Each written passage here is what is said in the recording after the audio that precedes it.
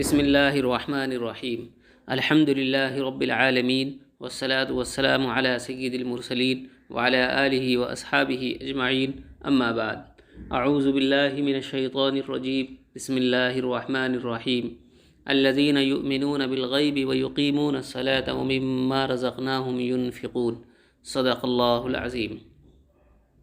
یعنی خدا سے ڈرنے والے لوگ ایسے ہیں کہ یقین کرتے ہیں بے دیکھی چیزوں کا اور قائم رکھتے ہیں نماز کو، اور جو ہم نے روزی دی ہے اس میں سے کچھ خرچ کرتے ہیں۔ اس آیت کریمہ میں متقین کی 3 صفات بیان کی گئی ہیں: ایمان بالغیب، اقامت صلاۃ اور اللہ تعالیٰ کی راہ میں مال خرچ کرنا۔ پہلی صفت ہے ایمان بالغیب۔ ایمان کسے کہتے ہیں؟ تو ایمان کی تعریف کو قرآن کریم نے یؤمنون بالغیب کے صرف 2 لفظوں میں پورا بیان کر دیا ہے۔ لفظ ایمان اور غیب کے معنی سمجھ لیے جائیں تو ایمان کی پوری حقیقت اور تعریف سمجھ میں آ جاتی ہے۔ لغت میں کسی کی بات کو کسی کے اعتماد پر یقینی طور سے مان لینے کا نام ایمان ہے۔ اسی لیے محسوسات و مشاہدات میں کسی کے قول کی تصدیق کرنے کو ایمان نہیں کہتے۔ مثلا کوئی شخص سفید کپڑے کو سفید یا کالے کپڑے کو کالا کہہ رہا ہے اور دوسرا آدمی اس کی تصدیق کرتا ہے تو اس کو تصدیق کرنا تو کہیں گے، ایمان لانا نہیں کہا جائے گا، کیونکہ اس تصدیق میں کہنے والے کے اعتماد کو کوئی دخل نہیں، بلکہ یہ تصدیق مشاہدے کی بنا پر ہے۔ اور اصطلاح شریعت میں ایمان کہتے ہیں کہ رسول اللہ صلی اللہ علیہ وسلم کی خبر کو بغیر مشاہدے کے محض رسول اللہ صلی اللہ علیہ وسلم کے اعتماد پر یقینی طور سے مان لینا۔ لفظ غیب لغت میں ایسی چیزوں کے لیے بولا جاتا ہے جو نہ ظاہری طور پر انسان کو معلوم ہو اور نہ انسان کے حواس سے خمسہ اس کا پتہ لگا سکے۔ یعنی نہ وہ آنکھ سے نظر آئیں، نہ کان سے سنائی دیں، نہ ناک سے سونگھ کر یا زبان سے چکھ کر ان کا علم ہو سکے، اور نہ ہاتھ سے چھو کر ان کو معلوم کیا جا سکے۔ قرآن کریم میں لفظ غیب سے وہ تمام چیزیں مراد ہیں جن کی خبر رسول اللہ صلی اللہ علیہ وسلم نے دی ہے، اور ان کا علم عقل اور حواس سے خمسہ کے ذریعے نہیں ہو سکتا۔ اس میں اللہ تعالیٰ کی ذات و صفات بھی آ جاتی ہیں، تقدیری امور، جنت و دوزخ کے حالات، قیامت اور اس میں پیش آنے والے واقعات بھی، فرشتے، تمام آسمانی کتابیں اور تمام انبیاء سابقین بھی، جس کی تفصیل اسی سورہ بقرہ کے ختم پر آمن الرسول میں بیان کی گئی ہے۔ گویا یہاں ایمان مجمل کا بیان ہوا ہے اور آخری آیت میں ایمان مفصل کا بیان ہوا ہے۔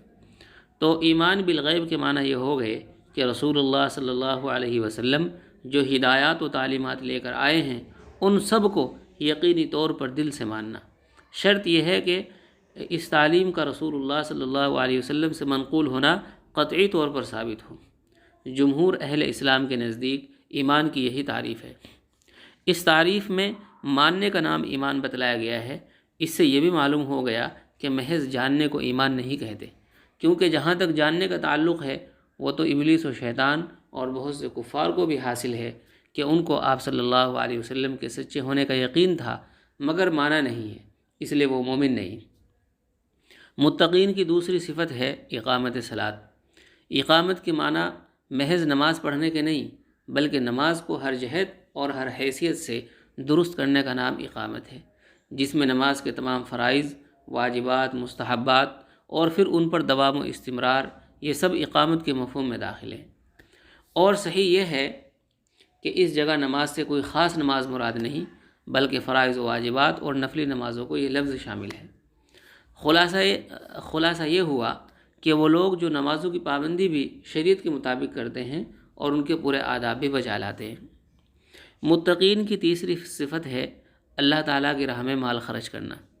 اس میں بھی صحیح اور تحقیقی بات جس کو مفسرین نے اختیار فرمایا ہے یہی ہے کہ ہر قسم کا وہ خرچ داخل ہے جو اللہ کی راہ میں کیا جائے، خواہ فرض زکوٰۃ ہو یا دوسرے صدقات واجبہ یا نفلی صدقات و خیرات، کیونکہ قرآن کریم میں جہاں کہیں لفظ انفاق استعمال ہوا ہے وہ عموماً نفلی صدقات میں یا عام معنی میں استعمال ہوا۔ زکوٰۃ فرض کے لیے عموماً لفظ زکوٰۃ ہی آیا ہے۔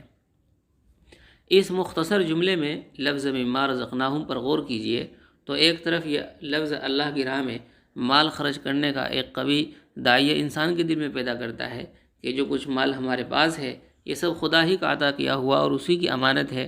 اگر ہم اس تمام مال کو بھی اللہ کی راہ میں اس کی رضا کے لیے خرچ کر دیں تو حق اور وجہ ہے، اس میں بھی ہمارا کوئی احسان نہیں ہے۔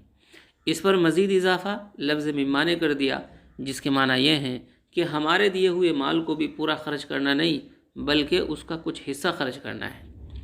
یہاں متقین کی صفات کا بیان کرتے ہوئے اول ایمان بالغیب کا ذکر فرمایا گیا، پھر اقامت نماز اور آخر میں اللہ کی راہ میں مال خرچ کرنے کا۔ ایمان کی اہمیت تو سب کو معلوم ہے کہ وہی اصل ہے اور سارے اعمال کی مقبولیت کا دار و مدار ہے، لیکن جب ایمان کے ساتھ اعمال کا بیان کیا جائے تو ان کی فہرست طویل اور فرائض و واجبات کی تعداد کثیر ہے۔ یہاں یہ سوال پیدا ہوتا ہے کہ اعمال میں سے صرف 2 عمل نماز اور انفاق مال کے ذکر پر اکتفا کرنے میں کیا راز ہے؟ اس میں غالباً اسی طرف اشارہ ہے کہ جتنے اعمال انسان پر فرض یا واجب ہیں ان کا تعلق یا انسان کی ذات اور بدن سے ہے یا اس کے مال سے۔ بدنی اور ذاتی عبادات میں سب سے اہم نماز ہے، اس کا ذکر کرنے پر اکتفا کیا گیا، اور مالی عبادات سب کی سب لفظ انفاق میں داخل ہیں۔ اس لیے در حقیقت یہ تنہا 2 اعمال کا ذکر نہیں ہے بلکہ تمام اعمال و عبادات ان کے ضمن میں آ گئے، اور پوری آیت کے یہ معنی ہو گئے کہ متقین وہ لوگ ہیں جن کا ایمان بھی کامل ہے اور عمل بھی، اور ایمان اور عمل کے مجموعے کا نام ہی اسلام ہے۔